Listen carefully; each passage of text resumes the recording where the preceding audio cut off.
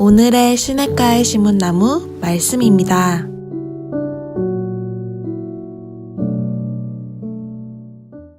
축복합니다.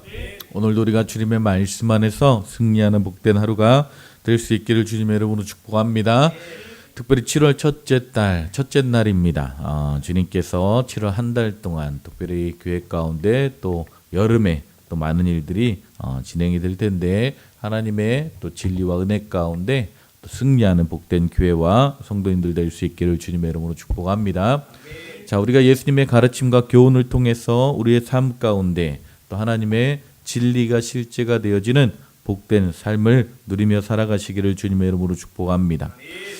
자, 성경에 보게 되면 야고보 사도가 특별히 이제 경쟁심, 우리가 이 땅 가운데 우리도 우리 마음 가운데 가지고 있는 이 경쟁심을 독한 시기와 다툼이다라고 표현하면서 이것이 세상적이고 정욕적이고 마귀적이다라고 말씀합니다.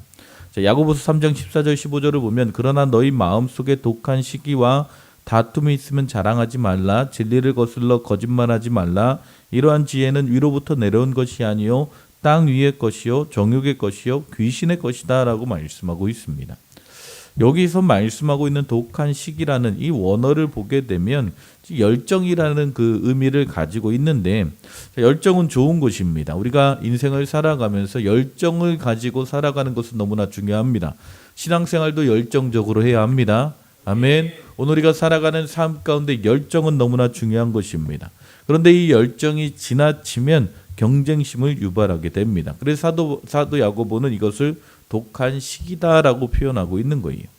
자, 오늘 놀랍게도 오늘 말씀을 보게 되면 제자들 사이에도 이런 잘못된 경쟁심, 독한 시기와 다툼이 일어났음을 볼 수 있습니다.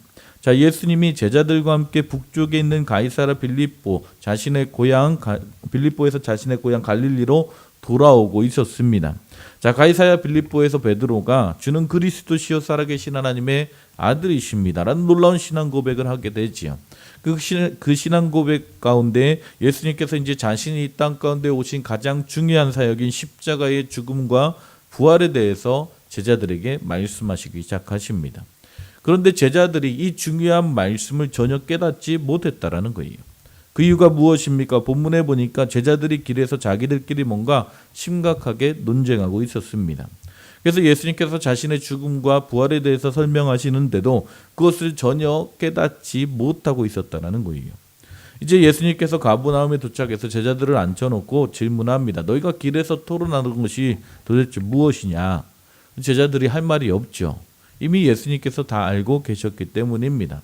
제자들이 무엇을 논쟁하고 있었습니까? 누가 크냐라는 논쟁을 벌이고 있었다는 거예요. 자, 놀라운 일입니다. 예수님께서 자신의 십자가의 죽음을 놓고 괴로운 마음으로 그 앞으로 예수님께서 걸어가야 될 그 놀라운 십자가의 길을 말씀하고 있는데 제자들 가운데 어떤 이야기를 하고 있어요? 누가 크냐라고 서로 쟁론하고 주님의 말씀을 전혀 알아듣지 못하고 있었다라는 겁니다.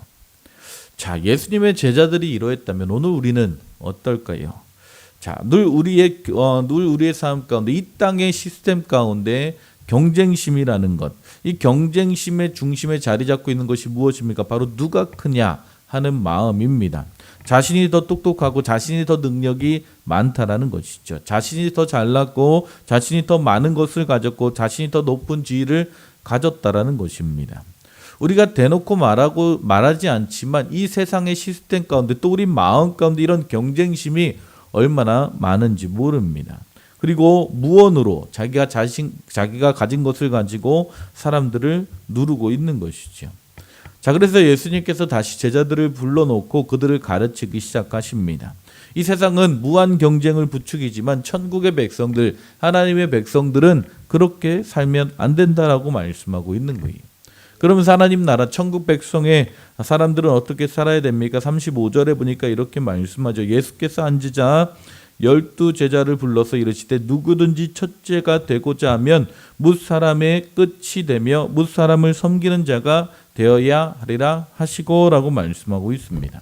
자, 하나님의 나라에서 누가 첫째랍니까? 예수님은 끝이 되는 사람이 첫째가 된다라고 말씀하고 있습니다. 자, 끝이 되는 사람은 무엇을 의미합니까? 쉽게 말하면 다른 사람을 섬기는 자를 말씀하고 있는 것입니다. 아멘. 자, 누군가를 섬기는 것, 다른 사람을 섬기는 삶은 어떤 삶을 이야기하는 걸까요? 예수님께서 아주 구체적으로 제자들에게 섬김의 삶을 가르쳐 주십니다. 한 아이를 부르시죠. 그리고 제자들과 예수님이 삥 둘러앉은 자리 한가운데서 아이를 안으시면서 분명하게 말씀하십니다. 37절에 누구든지 내 이름으로 이런 어린아이 하나를 영접하면 곧 나를 영접함이요. 누구든지 나를 영접하면 나를 영접함이 아니요 나를 보내신 이를 영접함이니라. 아멘. 자, 많은 사람들이 이 구절을 그냥 어린아이에게만 적용하게 되는데 그렇지 않습니다. 대표적인 예로 예수님께서 말씀하고 있는 것입니다. 자, 무슨 말씀입니까? 잘못된 경쟁이라는 것은 쉽게 말하면 상대보다 더 높은 지위를 확보하기 위해서 수단과 방법을 가리지 않는 것이지요. 그리고 그 권력과 지위를 얻은 다음에는 주위 사람들을 사정없이 자신의 권력과 지위와 힘으로 무시하며 살아가는 삶의 태도를 이야기하는 것입니다. 자, 사회가 이렇게 무자비한 경쟁으로 치닫게 되면 그 사회 가운데 가장 희생당하는 사람은 누구입니까? 바로 약한 사람들입니다. 힘없는 사람들입니다. 재물이 없는 사람들, 권력이 없는 사람들입니다. 그 대표적인 예가 바로 어린아이지요.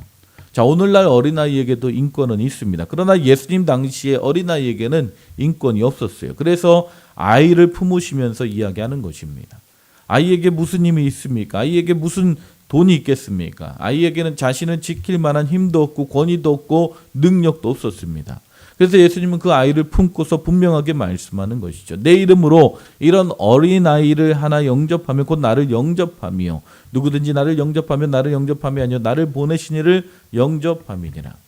우리가 아무리 힘이 있고 권력이 있다 하더라도 어린아이와 같이 힘없는 사람 하나를 함부로 대하지 아니하고 그를 영접하면 그것이 곧 예수님을 영접하는 것이요 더 나아가 하나님 아버지를 영접하는 것이다 라고 말씀하고 있는 것입니다. 아멘. 여러분, 우리가 이 말씀을 잘 기억할 수 있기를 주님의 이름으로 축복합니다.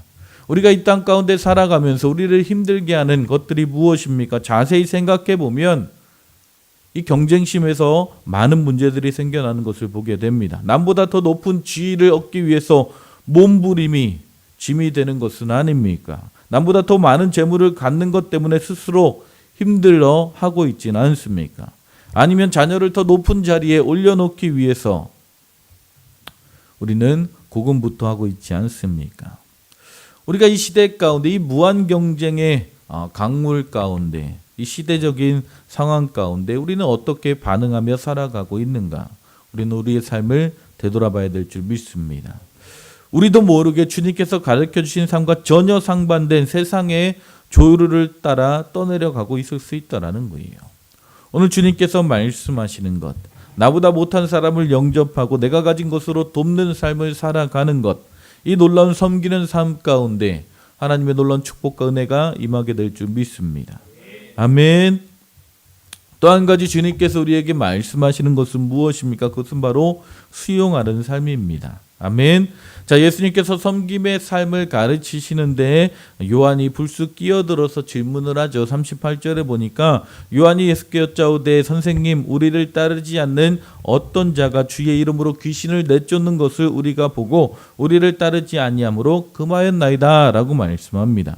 자, 지금 요한이 무엇을 이야기하고 있냐면, 자, 이제 예수님 알겠습니다. 우리가 이제 우리끼리 더 이상 누가 크고 누가 작냐 싸우지 않겠습니다. 섬기며 살겠습니다. 그런데 우리와 다른 길을 가고 있는 사람들에게는 우리가 어떻게 해야 됩니까? 라고 질문하고 있는 겁니다.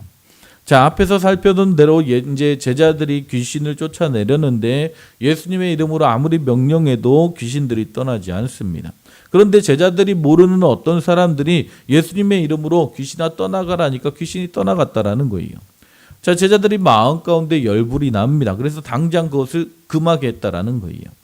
자, 그때 예수님께서 뭐라고 말씀합니까? 금하지 말라라고 말씀하고 있습니다. 그러면서 이렇게 덧붙이시죠. 40절에 보니까 우리를 반대하지 않는 자는 우리를 위하는 자니라라고 말씀하고 있습니다. 자, 오늘 우리가 이 말씀을 바라보면서 예수님께서 생각하고 있는 용납의 범위가 얼마나 큰지 우리는 살펴볼 수 있습니다.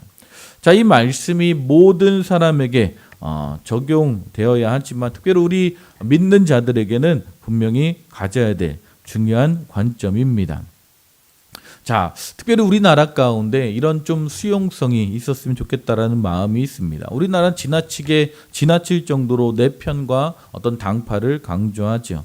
언제나 내 편과 상대편을 나누는 그런 문화가 있는 것 같습니다. 그래서 내 편이면 무조건 다 수용합니다. 내 편이면 그가 잘못들어서 괜찮다라는 거예요.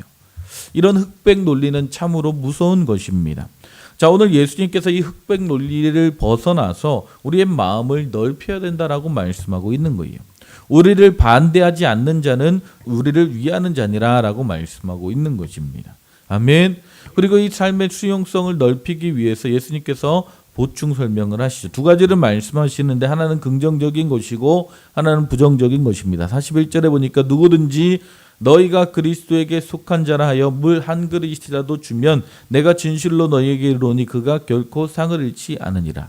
자, 다시 말해서 우리와 교단이 다르고 견해가 다르고 지위가 달라도 그가 예수님을 인정한 형제 자매라면 예수님 때문에 그를 영접하라는 것입니다. 아멘. 그러면 하늘의 상을 잃지 않을 것이다 라고 말씀하고 있습니다.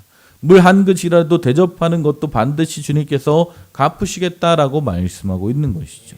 또한 반대로 예수님께서 이렇게 말씀합니다. 42절에 또 누구든지 나를 믿는 자는 이 작은 자들 중에 하나라도 실족하게 하면 차라리 연자맷돌이 그 목에 매여 바다에 던져지는 것이 나으니라.